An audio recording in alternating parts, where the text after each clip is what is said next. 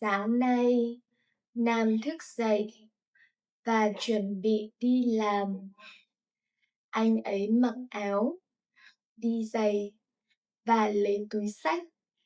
Nhưng khi anh ấy tìm ví, thì cái ví không còn ở đó nữa. Anh ấy đã tìm ở trên bàn, ở trên ghế, ở trên giường, nhưng không thấy đâu cả.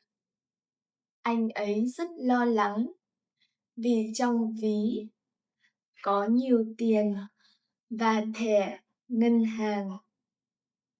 Nam nhớ lại hôm qua, anh ấy đi chợ với hàng xóm tên là Bảo.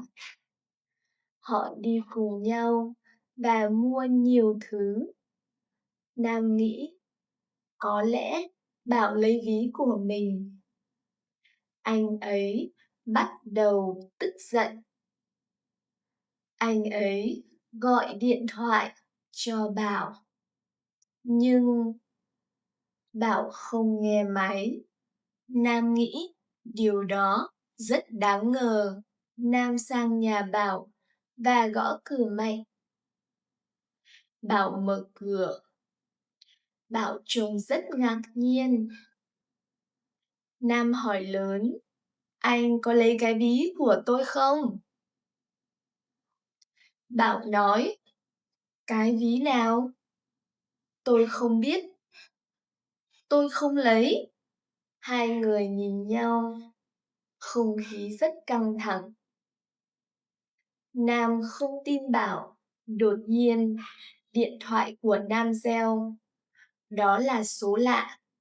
Người đó nói, anh ơi, tôi nhặt được ví của anh ở siêu thị hôm qua. Tôi để ở quầy thu ngân rồi. Nam im lặng, quay sang nhìn Bảo. Bảo nhìn lại anh ấy, mặt không vui một chút nào.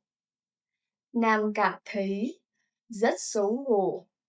Anh ấy nói với Bảo, tôi xin lỗi, tôi đã nghĩ sai về anh. Bảo thở dài, nhưng rồi mỉm cười. Bảo nói, thôi được, lần sau đừng vội kết luận nhé. Hai người cùng đi siêu thị, lấy lại chiếc ví. Trên đường về, họ mua 2 ly cà phê và cười nói vui vẻ. Bài học ngày hôm nay, đừng đổ lỗi cho người khác khi chưa biết sự thật. Thank you for listening to these slow Vietnamese stories. To have access to more interesting stories, please download the app for Speak.